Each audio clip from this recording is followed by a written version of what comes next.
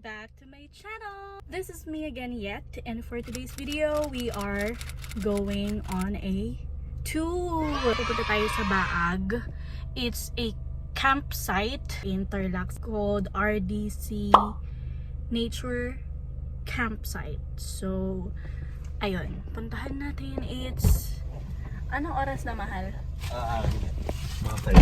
It's 5:30 in the morning. Tatry naming habulin yung sunrise. Sana maabutan namin. Let's go!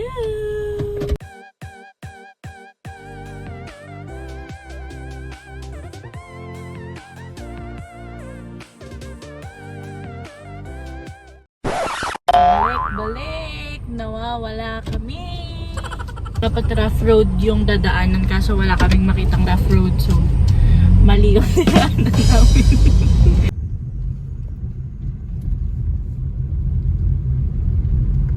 Sabi namin, gusto namin maabutan yung sunrise. Mukhang yung sunset yung maaabutan namin. Malayo pa pala, mali yung pagkakaintindi namin ng instruction. Good luck! A few moments later. Oh no! Maliwanag na. Tayo na tayo darating doon. Hindi na coffee hanapin na. Gusto ko pa rin mag-coffee. Sana hindi mainit. One eternity later.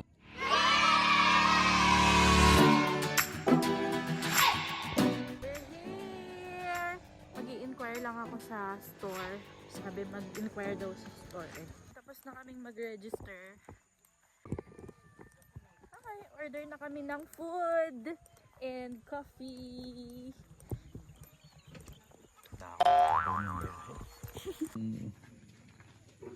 Kalinga. Ay, mukhang okay yung kalinga. Yan po yung mga may asterisk, ano po, mga bestseller namin. Sige, kuha ko niyan ng kalinga, yung malaki.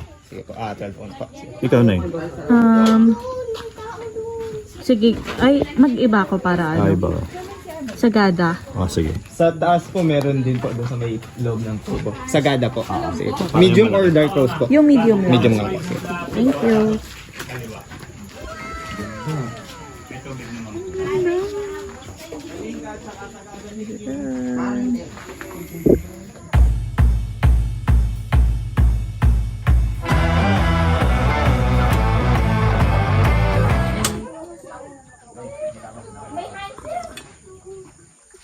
Ay, oo nga. Yummy. Lagyan ko ng sugar.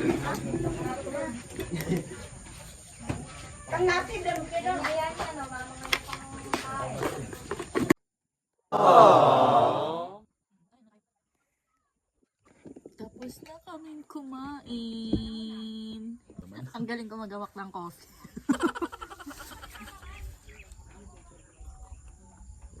Malamig kasi dito kaya hindi ko nararamdaman yung init ng coffee. Sabi ko sa kanya, mag-rent kami ng tent kasi para meron kaming pag-stayan habang nandito kami. Though hindi naman kami mag-overnight. Kaya lang, sabi niya wala na daw space. Wala nang pagtatayuan ng tent. Sabi ko doon, no?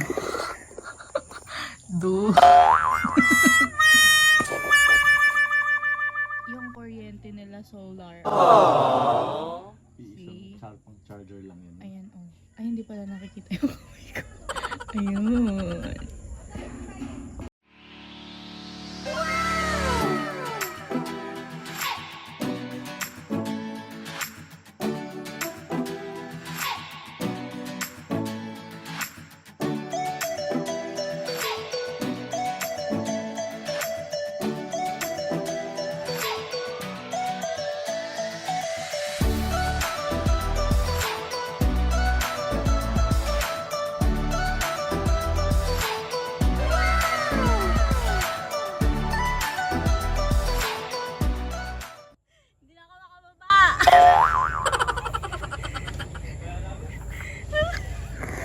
Quiz buhay.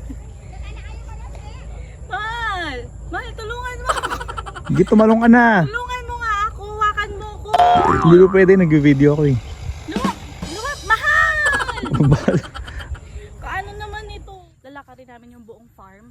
Kung kaya namin. Yung buong asenda. Kasi ang lawak eh. Bakit dito? Doon? Gaganyan? Pwede. Walang daan dyan. Meron. Nagawan na natin. Ginawan Mahal! Ginawan nga nila ng daan. Mahal naman. Wait. Nakalimutan ko kasi yung shoes ko sa sasakyan. Malapit lang naman yung sasakyan, kaya lang tinatamad ako. Mahal, walang daan. Meron.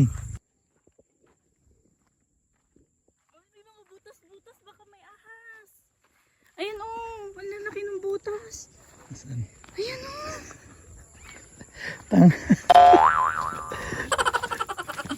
Baka pinag-anuhan yan. Baliw, ang dami. Ayun pa oh, ayun pa oh. Mahal, ka na. Ayun. Pinagtusukan ng pader yan. Hindi Nang na. gano'n, no? Halika na. Ang daan dyan oh. Ganda kasi dito. Walang daan dyan. Ay, Ayun yung daan. ay, Nay. Umakyat ka dun sa bato kanina, sa pipicturean kita rito.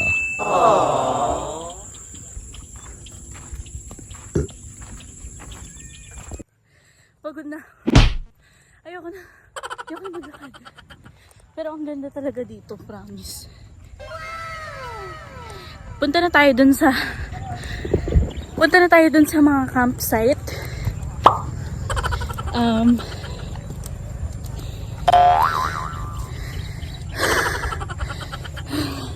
Pagod na. Dun sa fishing. Mahal, ang layo. Gusto niyang pumunta dun sa fishing. Oh no! Yun, pagod na.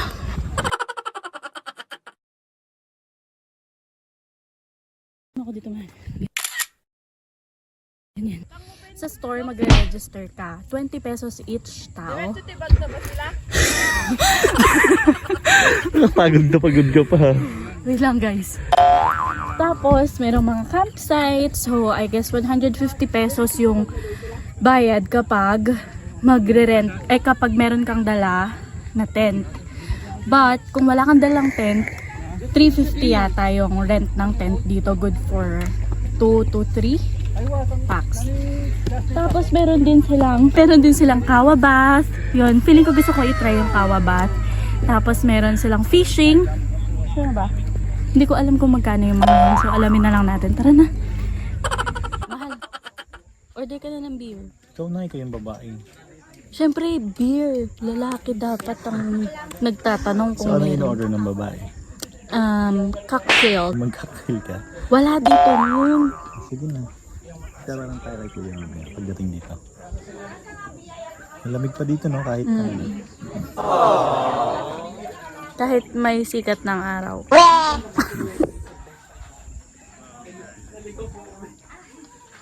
Dapat magkakawa ko. Ito.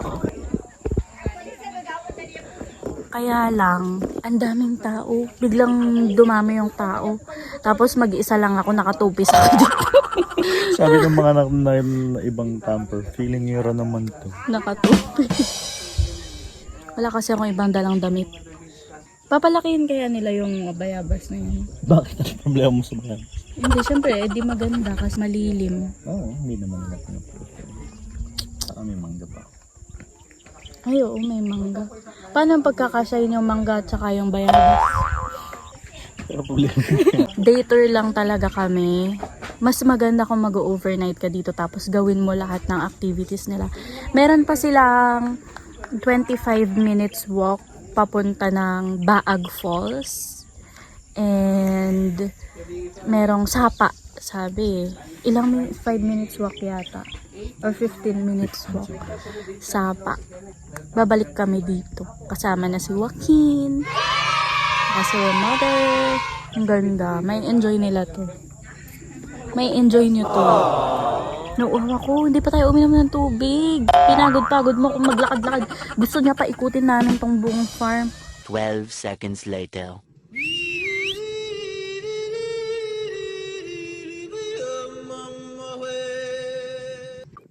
Cheers.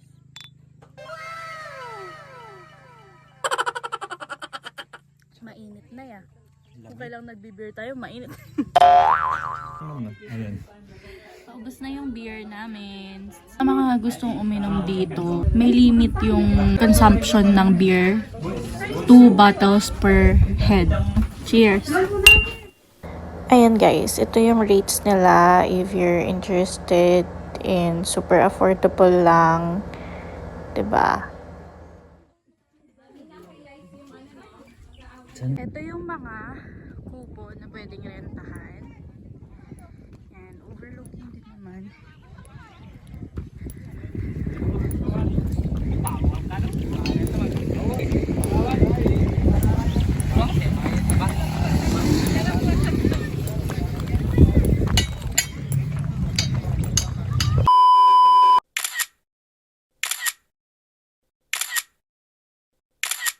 Pauwi na kami dahil mainit na.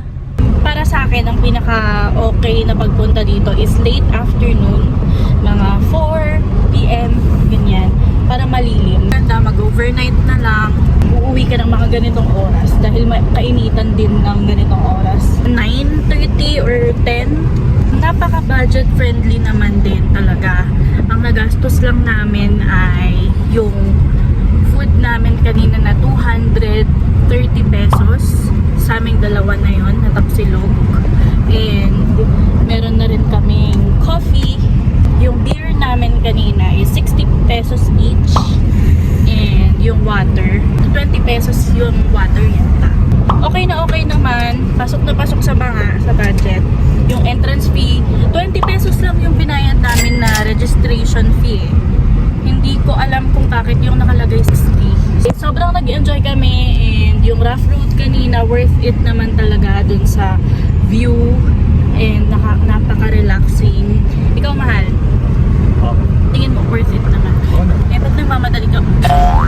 Tsaka yung rough road nila, less than 5 kilometers doon. Parang 5 lang. Oo, may So naman. worth it. Sabi kasi nila 3 to 5 kilometers pero parang 2 to 3 kilometers lang naman siya. Sulit naman. And nag-enjoy kami. So, yun lang guys. Thank you so much for watching. I hope you enjoyed watching this video and sana puntahan nyo kasi maganda talaga siya and makaka-help pa kayo sa mga workers nila dyan. Super accommodating ng mga staff. Yes. Sobra. As in, pagpasok mo pa lang, aasikasuhin ka na nila. Nakakatuwa. And will definitely come back.